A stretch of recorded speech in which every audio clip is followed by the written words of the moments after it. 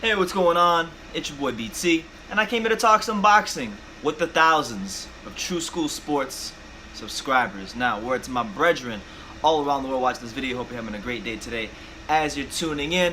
Interesting video that I wanted to make because I know for 100% fact nobody's talking about this. I know that this is not something that many people are considering because it's just not at the forefront of people's minds. But to take you guys back a little bit, okay, so Terence Crawford had his press conference with Amir Khan recently, and in that press conference, you know, there was obviously a lot of talk about, you know, if Terence beats Amir Khan, you know, then what opponents are out there for Terence? Like, where could he go next in his career?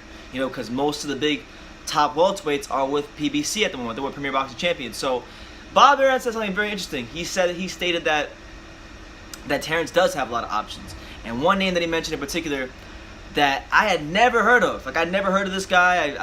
I heard his name, and Bob Arum said that this guy is one of the biggest. This guy is the biggest boxing attraction that Spain has seen, maybe ever. All right, and that guy comes in the form of Mr. Kerman Lejarraga from Spain. Now, this is a fight that may happen in the future. This is a big money fight that may happen in the future, and I say it's big money only because Terence Crawford may be fighting in a different boxing market. He may be going to Spain. He may be taking the Terence Crawford brand international. Okay, and that's something we must consider here on True School Sports. But Kerman Lejarraga, for those of you who are not up to date with Kerman Lejarraga, he's a welterweight from Spain. He's 26 years old. He's 27-0 with 22 knockouts, and he is the current European welterweight champion, the EBU European welterweight champion. He has fought a couple of notable names in the welterweight division, guys, names that you may or may not be familiar with, especially if you follow the British boxing scene. You know, his most recent win came over the Frankie Gavin, who many of you may remember fought Kell Brook, and he was a good prospect for many years in the UK, but never quite lived up to his potential. But he fought Frankie Gavin, stopped him in 4 rounds. You know, 2 fights before that, he fought Bradley Skeet, stopped him as well. So, you know, Lejarraga's a good a decent fighter, has yet to step up to that world level. You know, he's been talking for a while about his promoters, like I believe Lou DiBella is one of his co-promoters, and they've been talking about stepping him up to that world level to fight here in America, to bring him stateside.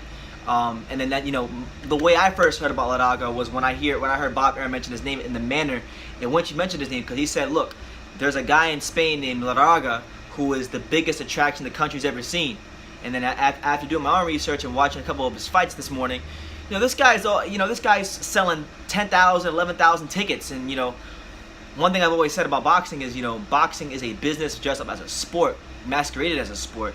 And if you can affect that bottom line, if you could bring some money to the table, you will always have a name in boxing. You will always be relevant in boxing. I mean, look at what we're seeing with Adrian Broner. The guy is a C-class fighter, but because he can talk, because he can market himself, because he's brought himself, you know, value with how he can sell tickets, he's always going to get paydays. And with Lejarraga, being that he's from a place that's an untapped boxing market, being that he's from, you know, Spain, he's a welterweight champion, and more importantly, you know, from a boxing standpoint, he's not a bad fighter at all. He's not a bad fighter at all. Can punch with both hands, but again, he hasn't stepped up to that world level yet. I think he probably will, more than likely, will get figured out at the world level because he's a bit stiff.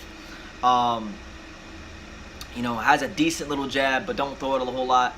But can punch. He's got thump. He can punch with both hands. So, you know, I think he can make some interesting fights. But also, it also is worth noting that when you look at the welterweight rankings, okay, this guy is ranked highly across all sanctioning body rankings. I mean, if we go to the WBC, he's ranked number 2 in the WBC.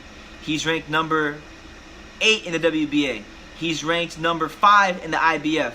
And he's ranked number 5 in the WBO, which is Terence Crawford's title. So, I'm just saying, man, don't be surprised if this guy Lejarraga gets a fight stateside, because, you know, he's been killing it over in Spain. He's conquered the boxing market, whatever little boxing market they had there in Spain.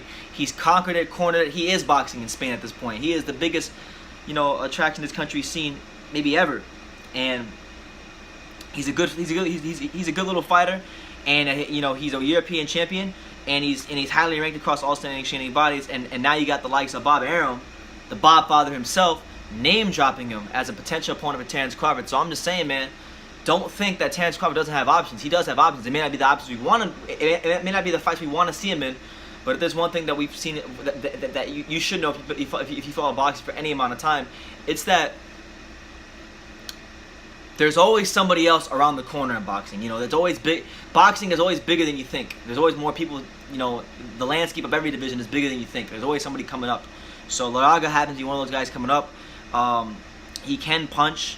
You know, I think it'll be interesting to see what he does at the world level. You know, you don't really know how good or bad a fighter is until he steps up to that world level. And to be fair with him, you know, the two notable names on his resume that he has fought in Frankie Gavin and Bradley Skeet, he has demolished them, destroyed them, and got him out of in relatively devastating and quick fashion. So that's a good sign for Kerman Lejarraga.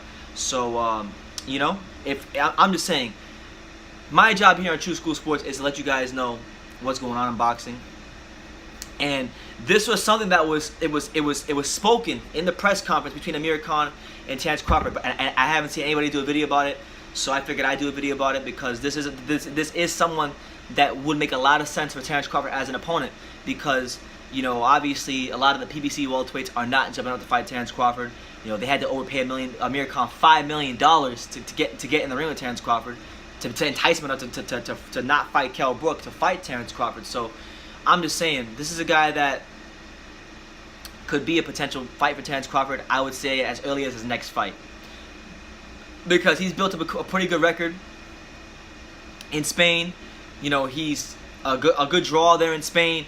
He's highly ranked in all the sanctioning bodies, and it just makes a lot of sense. So I figure, you know, he'll be slated to make his American debut anytime this year, and to have it against Terence Crawford, it could be in Omaha. Maybe they take Terence over to Spain.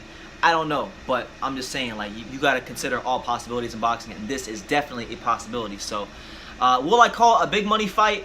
Not necessarily, but it's a big fight, you know, in terms of, like, you know, it will expose Terence Crawford to a new audience, and you know, it's just interesting, man. It's a fight that nobody's talking about, but it was a fight that in plain sight, in front of all the U.S. media, Bob Arum pretty much name dropped this guy, Kerman Lejarraga. So I'm just bringing it out to you guys, you know, as a possibility, because it is a possibility. You know, Lejarraga is a good welterweight, you know, a solid welterweight.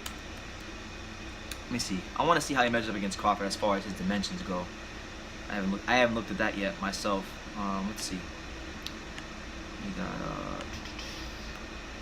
70. They don't even got this guy's reach. What the hell? Okay. Well, they don't have Lejarraga's reach on BoxRec, but he is younger than Crawford. He's 26 years old. You know, and I'm looking forward to seeing what this guy can do, man. He can punch. You know, to be fair, like, you know, Frankie Gavin's been stopped, what, 2 other times? He got stopped by Eggington, he got stopped by Kell Brook, and then he stopped Bradley Skeet. How many times has Bradley Skeet been stopped? Wow, okay, so he was the first guy to stop Bradley Skeet. You know, take that for what it's worth, but he was the first guy to stop Bradley Skeet. So the guy can definitely punch, and you know, he goes to the body pretty well. You know, I would highly advise, if you go watch, if you want to go check out Kerman Lejarraga, I would say go watch his last fight, Frankie Gavin. You know, he was getting outboxed early in the fight, but he found the right shots. He goes to the body pretty good. I still have to go watch his full fight with Bradley Skeet. I started watching it earlier, but I didn't get a chance to finish it. But all I wanted to say in this video was, look, Terence Crawford does have opponents out there. There's Kavaluskas. There is this guy, Lejarraga. You know, don't think Bob Arum doesn't have a couple tricks up his sleeve, and I think this will be one of them. Kerman Lejarraga versus Terence Crawford 2019. Let me know what you guys think in the comments down below. Terence Crawford, one of the pound-for-pound best talents in the sport, potentially fighting the cash cow of Spanish boxing, Kerman Lejarraga. Drop your comments down below. Let me know what you guys think. Take the time to subscribe. And like I say in every single one of my videos, you can love me or you can hate me, but I'm just a kid from Ding. So until next time, take care, guys.